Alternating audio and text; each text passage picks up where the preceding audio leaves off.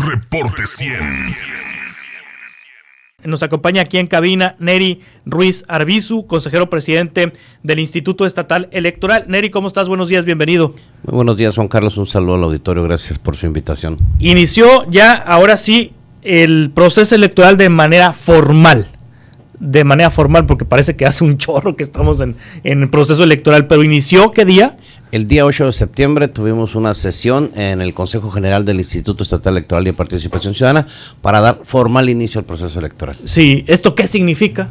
Significa que se inician una serie de consecuencias jurídicas y de actividades. La primera de ellas es declarar el formal inicio y la segunda es se aprueba un calendario de actividades el cual deberán de seguir tanto los partidos políticos, precandidatas y precandidatos, candidatas y candidatos, así como los mismos institutos y la ciudadanía. Sí, y al Instituto Estatal Electoral le toca organizar las elecciones de presidente municipal, diputados locales. Así es, son las dos elecciones que tenemos, diputaciones y ayuntamientos, donde estarán en total 1,300 cargos en disputa. Sí, ¿hay posibilidad de reelección en ayuntamientos y en presidencias municipales, en diputaciones locales? Sí, definitivamente está la figura vigente y ya dependerá de los casos concretos en donde hay alcaldes que podrían reelegirse, hay otras diputaciones que podrían reelegirse. ¿Se tienen que ir de sus cargos para poder reelegirse o pueden permanecer en sus cargos? No, ya hay criterios definidos, de hecho consultas realizadas ante el propio instituto y definidas ya resueltas también y avaladas por los tribunales, donde dicen que al referirse a la separación del cargo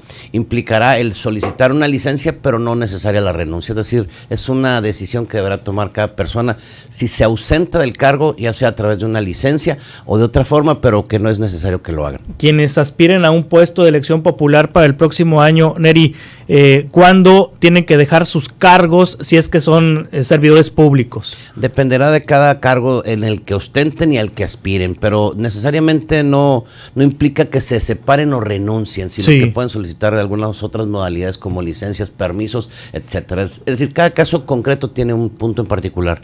Anteriormente sí los obligaba por disposición de ley a tener que separarse el cargo, pero ya hay criterios en el sentido que no es necesario. Sí, el proceso electoral inició el 8 de septiembre y las precampañas, ¿cuándo son?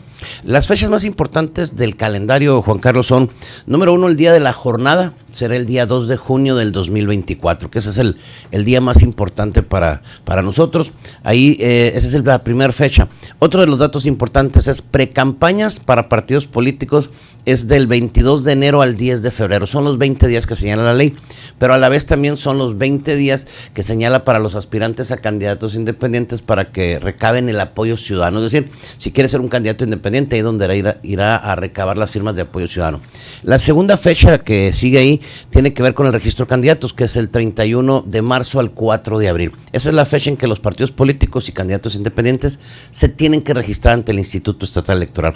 Y por último, las campañas, que tienen que ver del 20 de abril al día 29 de mayo. Esas son las fechas más importantes. Le estamos mencionando que en el calendario hay 177 fechas, entonces, y son de las más importantes en términos generales.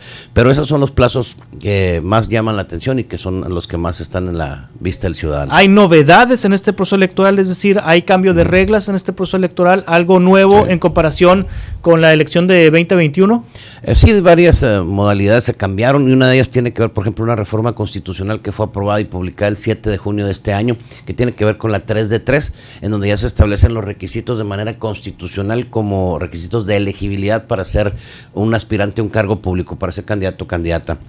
Pero también tendremos modalidades de modificaciones en el marco geográfico. Uno de esos tiene que ver con una nueva distritación que se dio en el 2022 y que ya aplicará para este proceso 2023-2024. Y hay dos situaciones particulares. Una, el distrito 18, que era el más grande que teníamos aquí en la entidad con 34 municipios, ya se fragmentó y ya se dividió en 3 distritos nuevos. Esa es una, tenía su cabecera en Santa Ana, actualmente la va a tener en Cananea, Sonora, y ya divide ese distrito en 3 partes, ¿no? La otra tiene que ver con 3 nuevas distritaciones, distritos electorales que son indígenas, y estos son el 19, 20, 21. En Navojoa, Chojoa y Guatabampo, ya los partidos políticos o candidaturas independientes deberán postular personas de ascendencia indígena, y esto es importante recalcarlo porque en esos 3 distritos hay una amplia mayoría de habitantes indígenas en la entidad. Entonces, esos son 2 nuevas modalidades que hay en materia de distritación, pero también viene en dos aspectos nuevos que tendremos que cuidar. Uno que tiene que ver con el voto anticipado, por ejemplo, que es personas que no puedan acudir de manera física a la casilla el día de la jornada, podrán emitir su voto anticipado, y para eso habrá unas reglas y haremos la difusión. Lo otro tiene que ver con el voto de personas en prisión preventiva, y ahí también nosotros estaremos implementando un mecanismo en donde ya el Instituto Nacional Electoral lo aplicó tanto en el Estado de México como en Coahuila en las elecciones pasadas. Esas son algunas de las novedades dentro de otras. Sí, entonces la elección es el 2 de junio, domingo 2 de junio del 2024. Es el proceso electoral para elegir no solamente diputados locales y presidentes municipales, también en lo federal es presidente de la República, diputados federales y senadores. Así es la elección más grande de la historia, sí, como se ha dicho. En el caso de Hermosillo, ¿hubo cambio en la distritación? Hubo movimientos en cuanto a los límites de los distritos. Siguen siendo 6 distritos electorales locales en Hermosillo, 6 diputados locales. Pero sí hubo movimiento en cuanto a los límites. Es decir, nosotros contamos con la información en la página del instituto, en donde ya podrán ubicar exactamente en qué sección se encuentran y en qué distrito local. Si hay algún diputado local que representa un distrito que haya sido modificado geográficamente, ¿se puede reelegir? Sí, necesario. Si se quiere reelegir, nada más tendría que cumplir con la residencia. En el caso de, por ejemplo, algún distrito, si era, pongo un ejemplo, básicamente, si era el distrito 10, se podrá reelegir en el 11, sí, siempre y cuando, porque hay una regla que marca el de los domicilios, pero cuando existiera un municipio que tuviera varios distritos, no tendría ningún problema en cuanto a la residencia, sino tendría un problema para acreditar básicamente que reside en Hermosillo, en cualquiera de los 6 distritos. No habría ningún problema. ¿En el caso de Ciudad Obregón hubo movimientos en los distritos? No, fueron mínimos el número de movimientos en los distritos, pero no afecta en cuanto al cambio de los límites. Por ¿Cuántos diputados? Los 3 mismos. 3 en Obregón, 6 en Hermosillo, 3 en Obregón. Así es. Entonces no hay movimientos en el número de diputados con la redistritación, siguen siendo 21 diputados locales. Así es, son 21 y eso no se modifica. Lo que se modificó fue la composición de los distritos al interior, por eso cambian un poquito los límites en Hermosillo, se modifica el 18 y se ajusta a la parte sur con la cuestión indígena. Esos fueron los cambios más importantes. Sí, ¿cuándo se deben registrar las coaliciones, si es que los partidos deciden ir juntos?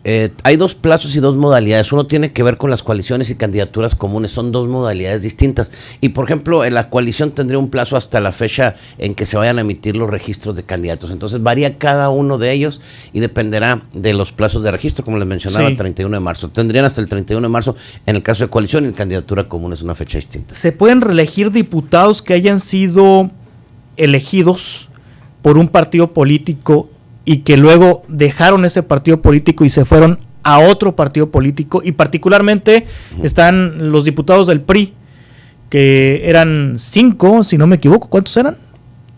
No recuerdo el número exacto, 2 por mayoría relativa y 2 por representación proporcional, creo que. Sí, Ernesto de Lucas, Natalia Rivera, que se fueron a Movimiento Ciudadano, y Karina Zárate y Elia Sayad, que se fueron a Morena. Sí.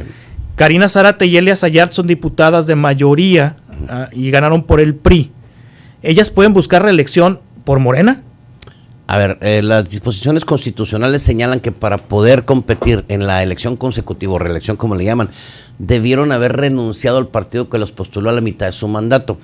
Más o menos datos específicos. Ellos toman protesta el 1 de septiembre del 2021. Su mandato es de 3 años. Entonces, para poder postularse por un partido distinto, dice, si así lo señala, debieron haber renunciado a la mitad de su mandato. Estaremos hablando aproximadamente septiembre, octubre, noviembre, diciembre, enero, febrero, más o menos principios de marzo del 2022, para que pudieran aspirar en su caso a una nueva reelección por un partido distinto. Así lo señala la Constitución. O sea, sí pueden, pues.